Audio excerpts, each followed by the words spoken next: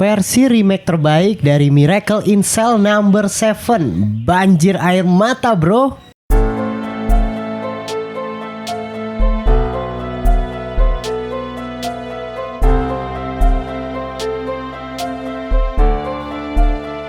Selamat malam semuanya. Balik lagi di podcast Opini Tengah Malam. Masih bareng gue Bimo, gua Fedrian, dan gua Faris. Mungkin gue mau ngasih tahu dulu ya, sorry banget nih kalau ada suara-suara burung nih. Iya. Karena kebetulan kita rekamannya burungnya bangun, bro. Jam 4 pagi nih kita. Iya, jam 4 pagi. Kita akan bahas film Korea yang diadaptasi oleh Indonesia, yaitu Miracle in Cell Number 7. Iya. Yang dia bilang tuh kalau nggak salah nih, gue kalau nggak salah ya, kata sutradara versi Koreanya, dia tuh bilang versi remake terbaik adalah versinya Indonesia. Emang udah di remake sama Malaysia, Turki, sama ada beberapa lagi. Filipina setahu gue ya. Iya, pokoknya ada beberapa gitu. Gue nonton dikitnya Filipina. Oh iya. Kocak anjir. Kualitasnya FTV loh. Oh iya. Iya, ada di WTV. Oh, tapi maksudnya dia kayak ditayangin di layar lebar apa enggak, Riz? Di bioskop? Harusnya sih ya. Harusnya di bioskop. Itu judulnya judul gede gitu, Fet.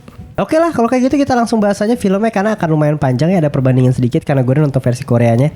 Versi Korea kemarin. Udah nonton juga. Kemarin baru nonton. Gila.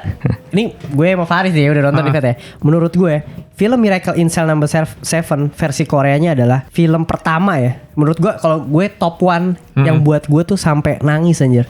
Nangisnya tuh bener-bener sampai nangis. Gue percaya sih. Yang versi Korea tadi ya. Yang ininya aja menurut gue udah sedih gimana yang versi Korea sih. Kalau gue lebih sedihnya yang versi Indonesia tapi. Iya. Oh. Wah, versi Korea pas endingnya is.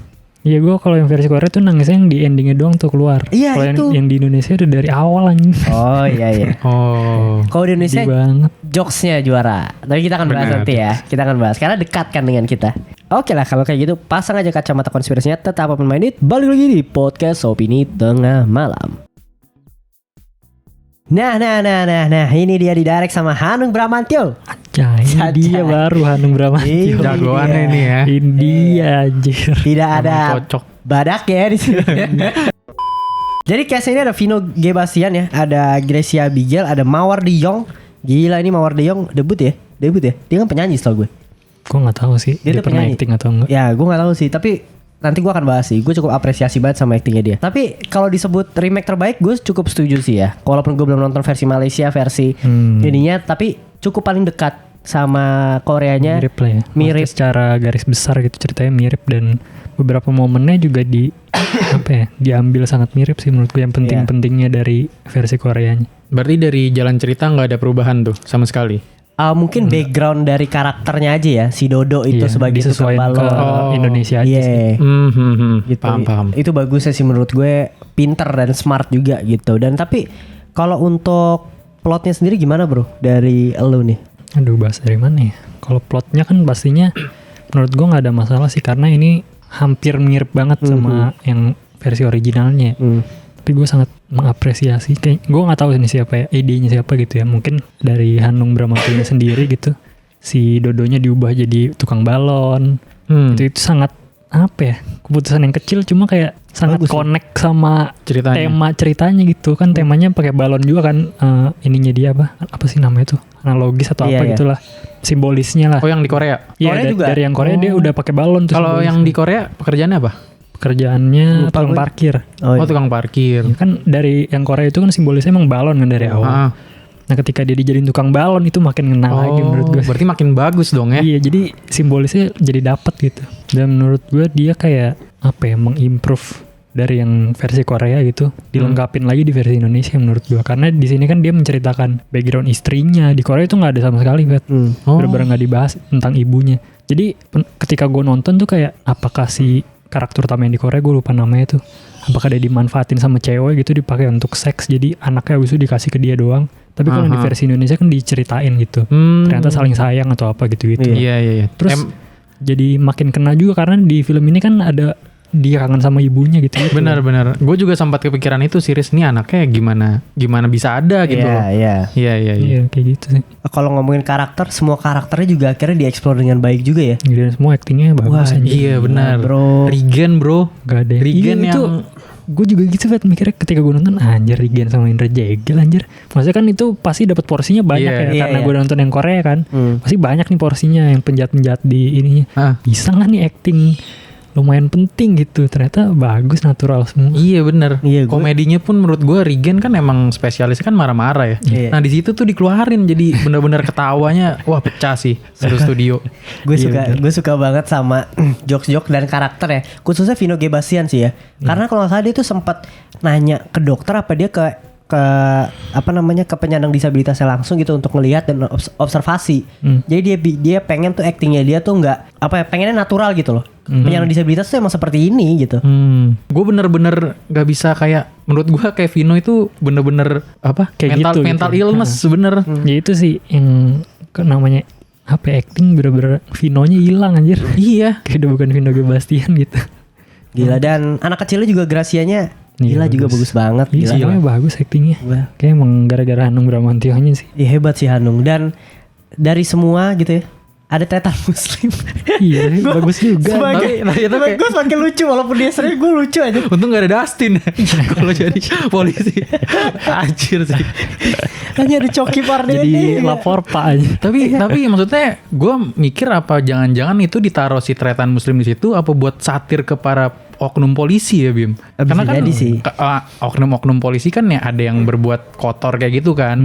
Nah si tretan itu kan sering menyindir lah. Iya bisa lah. Tapi itu juga actingnya oke juga. Sampai muslim oke lu. Coki juga bagus actingnya. Tuh yang cukup kaget gue sih lebih ke Mawar De Jong. Iya. Gila itu cukup bagus apalagi pas acting dia nangis, gue pikir dia nggak bakal all out itu gitu loh. Ternyata dapet juga. Terus juga air matanya mengalir. Setuju. Iya. Pas lagi orasi sih menurut gue itu bisa ngebawa perasaan kita kayak menggebu-gebu ngedukung siapa? Si Dodo. Oke, nah kalau seandainya ngomongin jokesnya nih bro, gila nih jokesnya menurut gue top sih ya, lokal banget, ke kita banget, gila. Dan kayaknya lebih lucu ya daripada yang Korea. Iya itu dia, makanya menurut gue nilai plusnya lebih lucu karena mungkin dekat dengan kita kali gitu ya. Iya itu satu mungkin ya, tapi menurut gue faktor pentingnya sih gara-gara si yang bawain itu sih Regen dan kawan Tora gitu-gitu. Kayaknya kalau bukan mereka yang bawain bakal cringe kalau nggak nyampe. Karena kayak jokes botol aja tuh menurut gue itu jokes yang overuse, maksudnya di dunia nyata ya, di tongkrongan gitu itu overuse kan, udah mulai nggak lucu gitu loh. Botak tolol udah nggak lucu menurut gue, tapi kan Regen yang bawain ngakak aja. Iya benar. Tapi emang untuk jokes gue akuin sih ya, kalau lucu mah emang udah pasti lucunya total banget gitu. Segala konflik yang ada di penjaranya juga cukup oke. Tapi kalau emosinya gimana? Gue sih dapat dari awal. Dapat lah. Gue dari awal dia dari scene ini ya. Pertama kali si Vino keluar itu gue udah berkaca-kaca anjing mata gue yang pas dia naik sepeda. Gila itu udah, karena gue udah tahu ya akhirnya akan kayak gimana gitu kan. Jadi gue membayangkan anjing kalau dia ntar kena kasus-kasus gininya nggak tega gitu. Terus happy banget kan terbang. Nah itu kayak di Korea nggak ada juga tuh terbang tuh. Itu lebih dapet tuh Fet pas ketika naik balon udaranya. Kayak sini kita kan mau terbang. Gue akuin dapet sih karena apa ya, di sini tuh Hanung hebatnya adalah membangun empati penontonnya itu lebih dapat dibanding versi Korea gitu ya. Mungkin ya untuk dari awal gitu bisa karena deket dengan kita, Vino, kita dikasih tahu dia jual balon, terbang dan lain sebagainya, itu sangat amat dapat sih ya. Untuk apalagi di ending scene-nya juga dibuat sedikit mirip ya. Iya. Gitu, dibuat lebih sedikit mirip dan emosional juga gitu. Tapi ada nggak lu Fet? Menurut lu ada scene yang emosional menurut lu udah dapat belum? Yang gimana nih maksudnya? Scene menurut lu dapat nggak film ini emosinya? Kalau Faris kan sama gue dapat nih. Gue sih bener-bener yang si Vino keluar itu gue menurut gue juga udah sedih sih. Nangis nggak? Sampai nangis ya? Lo? Tapi jujur gue di sini nggak sampai nangis. Lo nggak sampai nangis? Enggak. Lo nangis ya? Nangis lah. Gila gue juga nangis anjir. Gue lebih parah daripada yang Korea yang nangis ya bro ini. Karena menurut gue nanti ada salah satu scene yang over dramatis sih. Nanti kita bahas di kekurangan deh.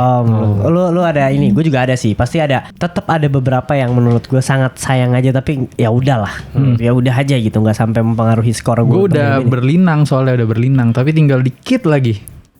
Karena dipatahkan. Iya dipatahin jadi masuk lagi dah. Tapi yang gue pengen bandingin mungkin dari tadi ya sinematografi. Kalau yang menurut gue ada plus, ada yang bagus dan jeleknya juga dari kedua sisi menurut kalau dibandingin gitu.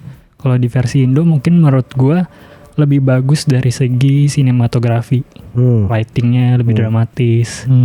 Terus juga angle-nya lebih mantep. Angle yang di sidang tuh waduh.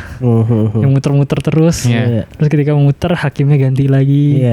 Karena timeline-nya Dodo kan. Terus muter lagi, ganti lagi hakimnya di timeline-nya si Kartika udah gede. Itu keren banget sih. Terus dijadiin satunya kan. Tapi kalau yang versi Korea menurut gue menang di segi desain produksinya sih. Itu lebih mantep, lebih detail gitu. Iya. Oke, kita akan bahas lebih lanjutnya di spoiler. Tapi scoringnya berapa dari gue? Gue suka banget nih, 8,5/10 gue. Oh, gue sama sih 8,5. Gue juga 8,5. Yang Korea 8. Yang Korea 8, wah gila, yang Korea 9 gue. Bagus banget. Tapi yang Indonesia lebih dekat, lebih untuk emosi di Korea, tapi untuk jokes gue Indonesia sih. Kayak gue emang lebih suka versi Indo sih. Semuanya lebih dapet. Oke Mas Hanung, mantap. Jadi langsung aja kita masuk ke review spoiler. Nah, kita masuk ke momen paling kocak dulu sih ya. Kalau dari gue ya, gila udah pasti one and only yang bener-bener gue udah tahu ini kemana, tapi gue tetap ngakak sengakak-ngakaknya. Yang dia mau balikin Kartika, dia bilang ada acara keagamaan lagi. Wah anjing, gue bilang bakset nih, gue udah tahu nih arahnya mau kemana gitu loh. Pas keluar yang gue pikir ini atau apa, orang Hindu. Nah itu juga gitu. itu menurut gue diimprove sih sama Hanung. Karena kalau yang versi Korea tuh si siapa orang yang lihat tuh si jagelnya lah ya. Dia cuma kayak ngelihat lah ternyata Buddha udah balik lagi habis itu gitu Fet. Kalau yang versi Indo anjing lucunya tuh si Kartika dimasukin anjing ke dalam. Jadi nongol di panggung pakai hijab sendiri kan lucu ya. Maksudnya secara ditarik visual lagi kan, lucu, ditarik lagi sama Japra. Kayak orang-orang Buddha lagi doa. Terus tiba-tiba anak kecil masuk ke panggung pakai hijab gitu lucu banget. Karena juga sebelumnya kan udah sedih-sedian Riz, kayak mau pulang segala macam kan, nanti balik lagi. Taunya kayak begitu, menurut gue bener-bener nonjok sih itu. Itu orang di bioskop langsung pas pada gak nyangka kan. Pas tiba-tiba keluar langsung ngakak semua. Sumpah itu gue ngakak parah sih. Gue udah tahu jokesnya mau diarah kemana, tapi anjing tetep lucu. Gue bilang bangke itu gue sih. Kalau lu ada gak? Duh banyak lagi. Gue sampai lupa loh. Soalnya banyak itu yang bikin gue ketawa. Apa ya? Lu apa Fet? Apa ya? Gue kayaknya sih kancut sih. Oh, itu gue juga gak nyangka sih. Jancuk jadi kancut. Goblok sih. Nah kalau momen sedihnya gimana? Momen sedih sih gue banyak sih. Momen sedih banyak sih di sini. Tapi yang emang bener-bener cukup ngena tuh, aduh gue kayaknya paling kasihan tuh pas ending mah gue udah tahu lah ya, itu udah pasti gitu. Tapi lebih kayak pas ketangkep, momen-momen dia makan martabak aja gue sedih anjing. Kayak banyak momen sedih gue banyak, hampir susah gue iniin. Kalau lu ada nggak? Ya ini sih gue momen sedih sebenarnya masalah gue yang di ending ini loh. Kenapa? Apa tadi lu belum bahas kan? Iya, padahal sebenarnya menurut gue bener-bener strong banget sih bisa bikin nangis tuh endingnya ini ya. Karena kan dari awal si Vino-nya udah bener-bener ngomongin Ika mulu. Jadi kita kan bener-bener kayak empati gitu ya, kayak wah nih si Dodo bener-bener sayang banget nih sama anaknya gitu. Tapi menurut gue itu udah bisa bikin nangis pas dia udah mau cabut sih, gak usah balik lagi. Jadi mau dibuat over dramatis lagi gitu. Karena loh. di Koreanya begitu. Di Koreanya dapet yang itunya. Tapi menurut gue itu dapet sih. Gue tuh masih dapet sih. Cuma problemnya adalah dia respon ke yang 1, 2, 3-nya itu pertama. Karena menurut gue ya harusnya langsung aja dia nggak respon dulu, langsung pergi. Karena yang di versi Korea kayak gitu Fet. Kalau dia 1, 2, 3 terus kan joget kan. Kalau yang di Indonesia, kalau yang di Korea enggak, dia hilang dulu langsung. Terus si siapa? Ikanya langsung teriak-teriak sendiri gitu kayak yang di Indonesia. Oh. Cuma menurut gue harusnya langsung pergi aja, nggak usah joget dulu tuh. Nah, jadi lebih dapet. Faktor gue dapetnya di Korea itu dah, karena gila sedihnya minta ampun bro. Pas dia yang di Korea tuh gue nggak tahu sih, lebih dapet feelnya tuh kayak dia bilang kayak tadinya kan dia mau pasrah, tapi dia tuh benar-benar sampai kayak tolongin gue. Yang di Korea lebih dapet sih. Gue nggak mau mati, gue minta tolong. Oh berarti dia gue selamatin gue. Berarti gitu dia teriak-teriak dulu baru pergi gitu. Jadi sih Kak 3, 2, 1 tapi dia gak gitu cabut aja tetap. Iya udah belok di lorongnya lah. Kan dia udah belok ke lorong. Terus 1, 2, 3 gak nongol. Terus gak nongol. Akhirnya baru balik lagi nangis gitu. Balik nangis meluk si Ika tuh kayak minta tolong. Gue gak mau mati, gue sayang sama Ika gitu. Tolongin gue, dia minta tolong ke si Denny Sumargo lah ibaratnya kan. Tolongin gue gue gak bersalah. Jadi kayak gue gak mau mati gitu loh. Tadinya kan dia udah ikhlas kan demi Ika. Tapi dia balik lagi karena gue gak mau mati, gue gak salah, kenapa gue harus mati gitu loh. Lebih merinding sih, itu yang menurut gue. Sebenarnya yang di Indonesia juga yang disampaikan itu kan. Cuma menurut gue yang kurang adalah ketika dia, kalau yang versi Korea dia bilang aku menyesal, yang di Indonesia nggak ada tuh. Karena menurut gue itu sangat apa ya, dapat banget sih. Karena kan kalau pandangan gue ya, dia menyesal gitu kalau dia setuju lah ya untuk ngikutin si siapa tuh, si polisinya untuk menerima suapannya gitu. Karena menurut gue kayak gitu sih. Dia kayaknya menyesal gitu, mendingan gue fight gitu bareng-bareng sama Ika dan kawan-kawan, kayak harusnya gitu sih. Yang di Indonesia nggak ada tuh kata-kata aku menyesalnya. Gila. Cuma minta maaf doang. Oh gitu. Iya sih. Paling gue itu doang sih masalahnya. Menurut gue ya nggak apa-apa sih ada scene kayak gitu. Cuman itu menurut gue terlalu lama sih.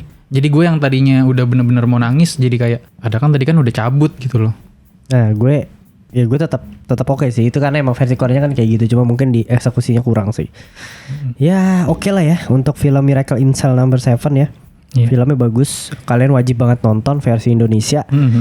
Top gitu ya. Hanung Bramantyo menurut gue one of the best sih untuk film-film drama kayak gini. Dia pintar nge-explore karakter dan lain sebagainya. Komedi dia pernah gak sih? Pernah banyak. Film komedi banyak juga dia. Dia banyak. Soalnya komedi ini dapat banget. Yang ini dapat banget gitu. Mungkin pemilihan castnya juga bagus juga ya. Gitu. Oke lah, paling segitu aja dari Opini Tengah Malam ya. Jangan lupa follow sosial medianya, subscribe YouTube-nya, sama Noise-nya juga, dan kunjungi website-nya Opini Tengah Malam juga di opinitengahmalam.com. Dan sampai ketemu di episode berikutnya. Bye, selamat malam.